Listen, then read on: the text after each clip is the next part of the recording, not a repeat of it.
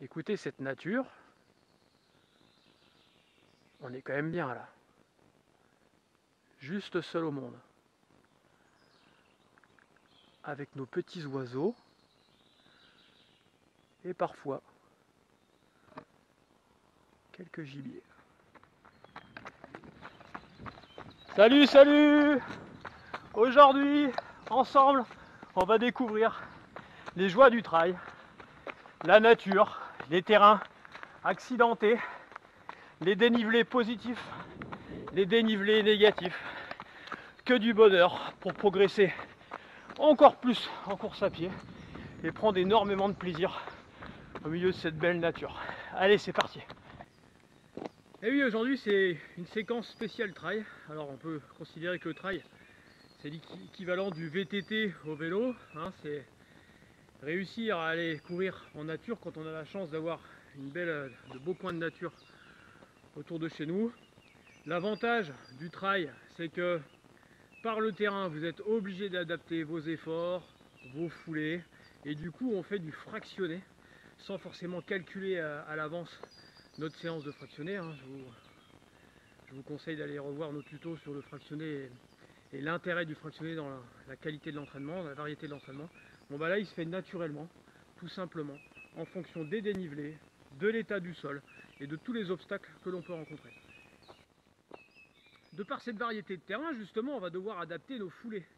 Alors quand vous allez avoir une grosse côte vraiment très raide, je vous conseille de faire des tout petits pas, de vous pencher en avant, on le verra ensemble après, ou alors de faire des grands pas, mais vraiment quand la pente est très très courte, quand on voit la fin vraiment, là on peut se permettre d'aller faire une foulée un petit peu plus importante.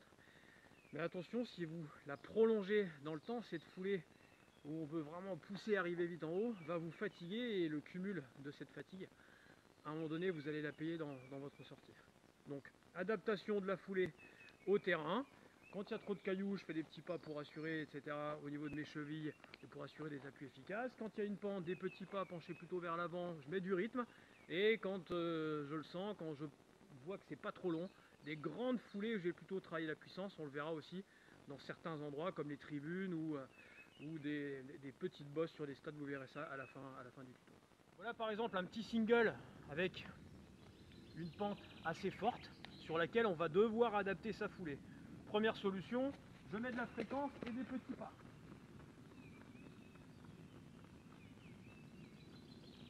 Deuxième solution, je vois la fin, je vois bien que la pente n'est pas très longue, donc je vais décider plutôt de faire des grandes foulées, plutôt travailler la puissance.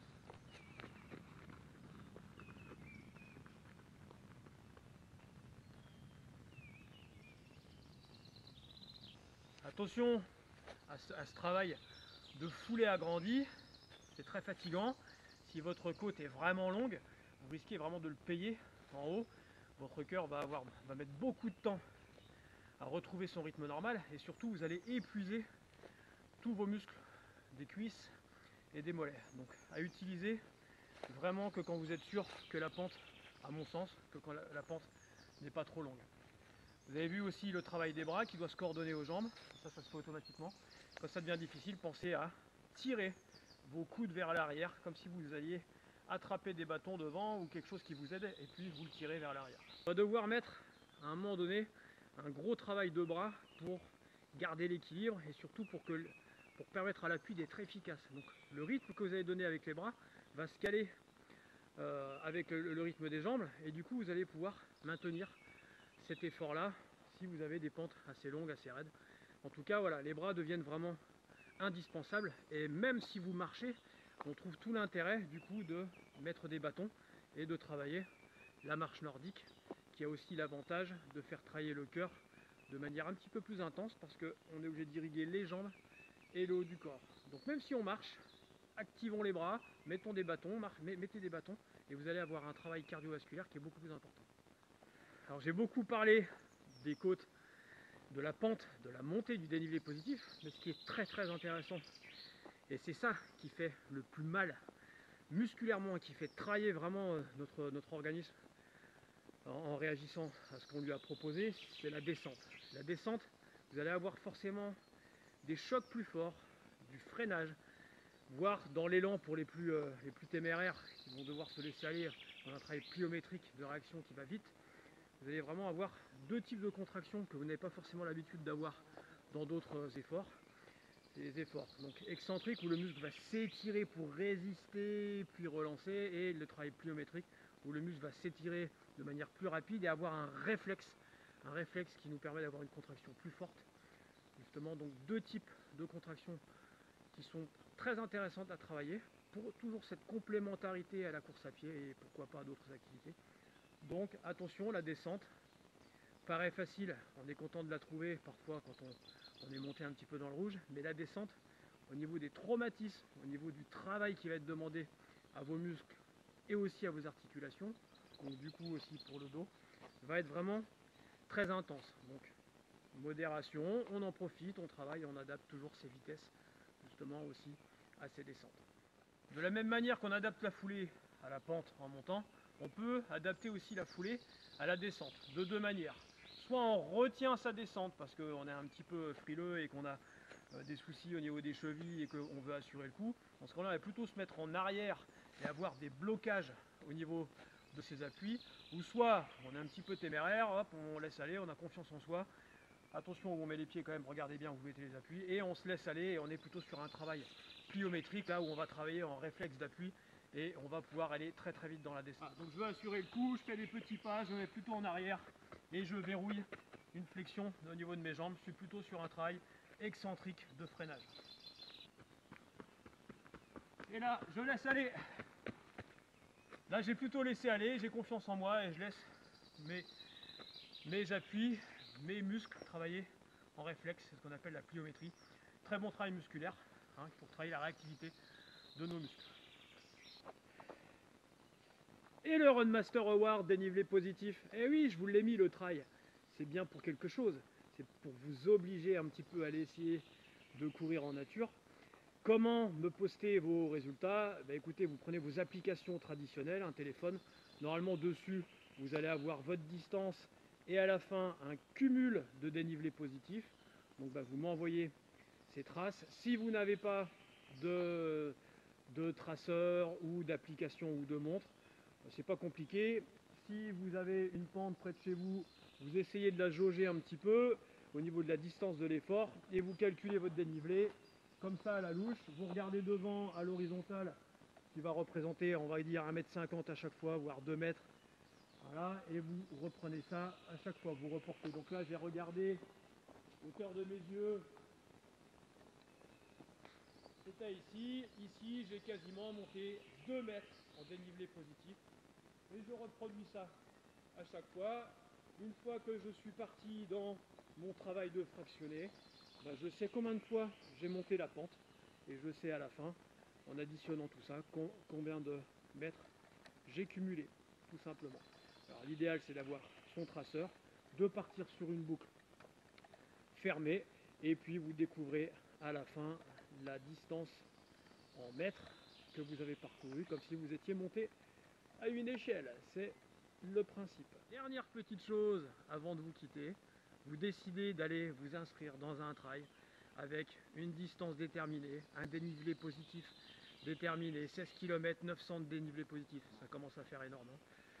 Et bien attention, si vous rencontrez des pentes trop raides, à partir d'un certain nombre de pourcentages, mieux vaut marcher, arriver en haut peut-être un petit peu plus tard, mais avec un essoufflement un petit peu moins marqué qui va vous permettre très vite de reprendre de la course sur du plat ou dans la descente, plutôt que de vouloir courir tout le long, de vous fatiguer, d'arriver en haut avec un palpite qui est au taquet, que vous allez mettre un temps fou à faire redescendre. Donc l'un dans l'autre, et surtout dans le cumul de votre sortie, adaptez, vraiment, courir ou marcher. Parfois, il vaut mieux marcher, reculer pour mieux sauter. Et oui, prends tout son sens ici. Une autre configuration, un peu moins glamour, voilà, un aller-retour d'escalier. Donc si je reprends mon système, si j'ai pas ma montre qui prend mon dénivelé, je reprends mon système du regard Hop, je vais devant moi jusqu'à la ligne de mon regard. Je suis ici, 1,50 m. Je vois que mon escalier va faire 6 mètres de dénivelé positif. Je peux travailler sur 10 fois par exemple. C'est aller, retour. Je vais pouvoir cumuler 6 et 6 à chaque fois 12 mètres de dénivelé positif.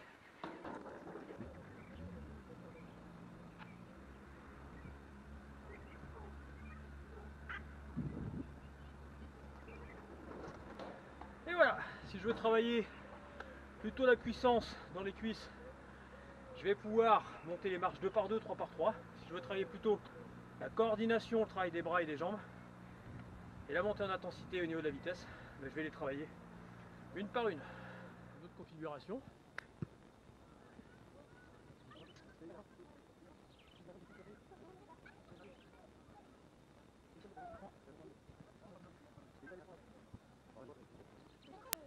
Et voilà 12 mètres. Encore une nouvelle configuration, beaucoup plus raide, beaucoup plus courte, donc à adapter en fonction de vos objectifs.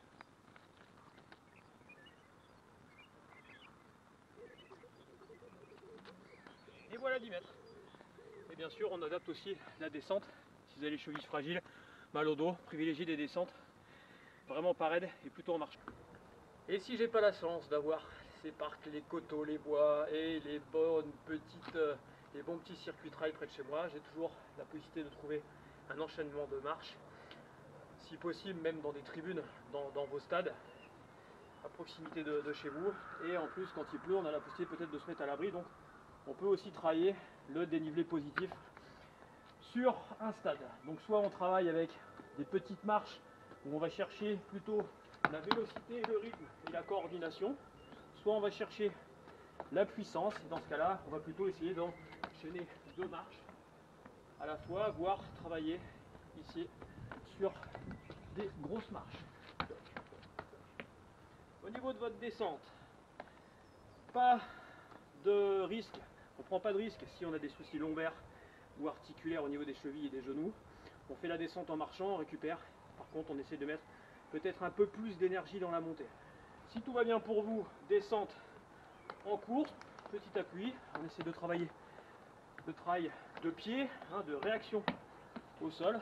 Et si on veut travailler encore plus cette sollicitation musculaire, je vous en ai parlé tout à l'heure, en excentrique, ou plutôt volontaire, où je vais contrôler, là, contrôle. Je contrôle cet étirement qui est créé par le poids de mon corps qui descend, soit de manière réflexe, donc plutôt pliométrique.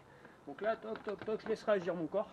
Si je veux travailler encore plus, et ben je le fais en squat pour vraiment préparer mes cuisses à freiner le choc. Ici, toc. Donc là, on est sur du volontaire, plutôt travail excentrique pur, et sinon travail pliométrique où j'enchaîne. Excellent travail pour ceux qui voudraient éventuellement gagner en détente. Si j'ai pas ma montre, et ben je fais mon évaluation à la louche. Mon regard me porte ici sur cette 4e marche, 1,50 m. Voilà, on va considérer qu'à chaque montée ici, il y a 4 mètres. À vous d'ajuster votre travail fractionné en fonction de vos objectifs toujours. Et vous enchaînez les montées.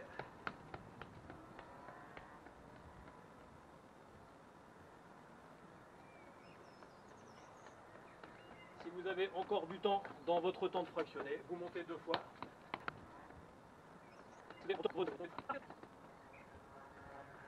Et voilà, 8 mètres, un bon essoufflement qui m'obligera de toute façon à récupérer.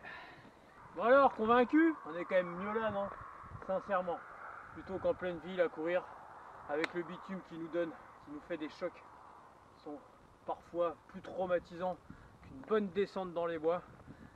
Donc, on va finir là-dessus.